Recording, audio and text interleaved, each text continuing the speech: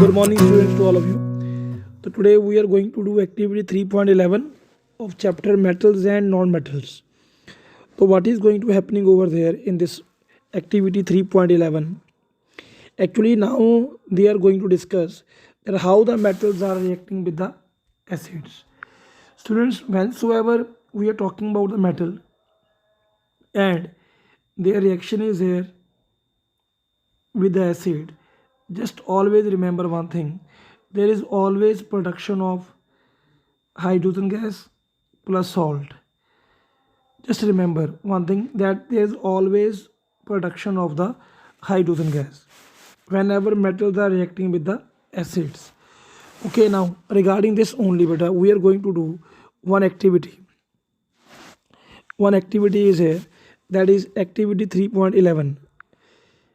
Activity 3.11, into that they told you means take some samples of the metal except sodium and potassium, because sodium and potassium are highly reactive. Okay, so we are taking the samples of magnesium, then we are taking the sample of aluminium, we are taking the sample of zinc and the iron, like this way. Okay, then what they are asking you, we have to dissolve them in a dilute HCl, and we have to use a thermometer also so that we can check the temperature, and we have to observe the rate of formation of bubbles, because from the bubbles only it will be clear that there is a production of hydrogen gas or not, and we have to arrange them in the reactivity order. Clear? Now beta student, all of you see there, one by one I am writing over there these equations. You must see, when magnesium is here, magnesium we are reacting with the dilute HCl, then what is going to happening over there? There will be formation of MgCl2 plus H2. Okay, please, you should write there 2HCl. Same way, when we are talking about the aluminium plus HCl, this is HCl is also a dilute, and there will be formation of AlCl3. So here you use 3 moles of HCl, AlCl3 plus 3 by 2 H2. Again there is the production of hydrogen gas. Same way students, what we can use, we can use the zinc also. What we can use? Zinc. When the zinc is reacting with the dilute HCl, then what is going to happening over there? You must see zinc plus dilute HCl 2 moles, then it will give ZnCl2 plus H2. Clear? Same way what we can do after that? After that we can use the iron also, beta. Okay, whenever we are using the iron, you must see, all of you, what the chemical equation we will get from there. Okay, you see please, iron is here, iron plus 3 moles of HCl dilute. So here also it will be FeCl3 plus 3 by 2 H2, and just remember H2 should be always in the molecular form. So I have done these reactions when these metals are reacting with the dilute HCl. Now what they are asking you here in this case, they are asking which metal will make a bubble faster.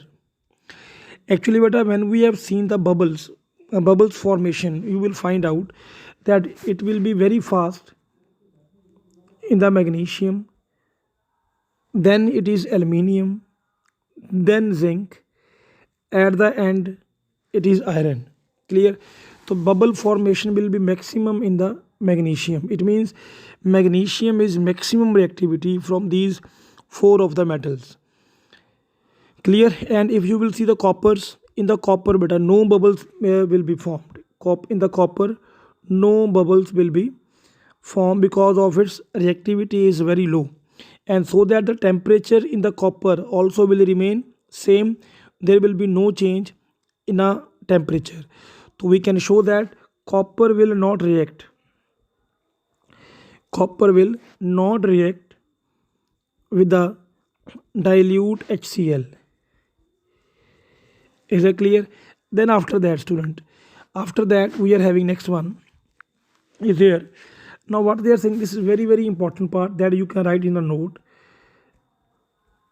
Now what they told that, but usually hydrogen gas is not evolved when metals are reacting with the HNO3, then there is no hydrogen gas. Okay, hydrogen gas is not produced. Now what is the reason? What is the reason behind it that hydrogen gas is not produced? Because HNO3 is a strong oxidizing agent. HNO3 is a strong oxidizing agent. Now what is the meaning of oxidizing agent? Oxidizing agent means which will reduce itself but oxidize others.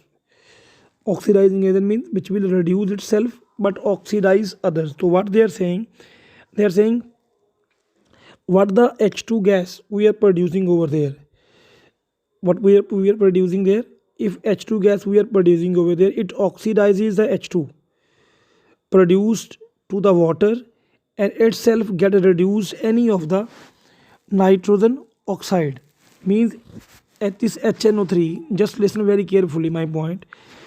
This HNO3, what it is doing, it is changing H2 to the water. I told you now what is the meaning of oxidizing agent, which will reduce itself and oxidize other. It is oxidizing the H2 to the H2O and it reduce itself. It reduce itself. HNO3 means NO3 was there. This NO3 can be reduced to N2O or NO or NO2. Clear? Why? Because this is a strong oxidizing agent. Once again I am telling you.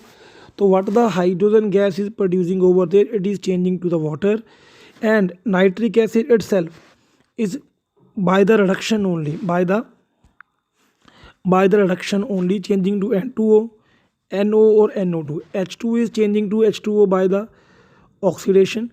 NO3 is changing to N2O, NO, NO2 by the reduction. Clear? So that is why with the HNO3, usually with the HNO3 we are metals usually not react with the nitric acid. Is that clear? Oh, now one thing more is there, but I will tell you. Two metals are there mainly. One is magnesium and next one is here manganese. Magnesium and the manganese can react with the HNO3, but when very dilute HNO3, very dilute HNO3, they can react only and only, just remember, with very dilute HNO3 and they can produce the hydrogen gas. But usually metals are not reacting with the HNO3 with the nitric acid, but manganese and the magnesium or magnesium and the manganese can react with the very dilute HNO3. Okay, so that they can produce the hydrogen gas. Otherwise it will be difficult. Clear? Okay, then after that, student, we are having one more note. You can make one more note that is very important. That is a one solution is there that is known as a aqua regia. Okay, what do you call it? Aqua regia. Student, usually whensoever we are talking about the aqua regia, okay, usually what we are saying about that, about the aqua regia. Aqua regia is also called a royal water. What do you call it? Royal water. Actually what is happening there in this case, it is a freshly prepared mixture of what? Concentrated HCl and concentrated nitric acid. HCl and nitric acid in the ratio of 3:1. Student, just remember 3:1. Please don't write it 1:3. Means 3 parts of HCl and 1 part of HNO3. When you are mixing them, then there will be a formation of aqua regia. And student, you will be just surprised, this solution can dissolve the gold also. can dissolve the gold also usually, and not any other acid can dissolve alone, but aqua regia can dissolve the gold also, and it is highly corrosive and fuming liquid. Clear? And it is only one of the liquid which can dissolve the gold and the platinum. Fine. Once again I am repeating you, aqua regia, but aqua regia is also known as a royal water, is also known as a royal water, and usually it is a mixture of concentrated HCl and concentrated HNO3. Okay, and its ratio is 3:1. It can dissolve the gold and the gold as well as the platinum also. Clear? And you might be seeing so many people are coming in our streets. They are saying, bring your gold, we can clean your gold. Actually what they are doing, okay, mean they are dissolving the gold in the aqua regia solution, and all the gold has gone away from there. Means like they, this way only, actually they are the looters. Okay, they are doing such activities like this way only, by using the solution of aqua regia.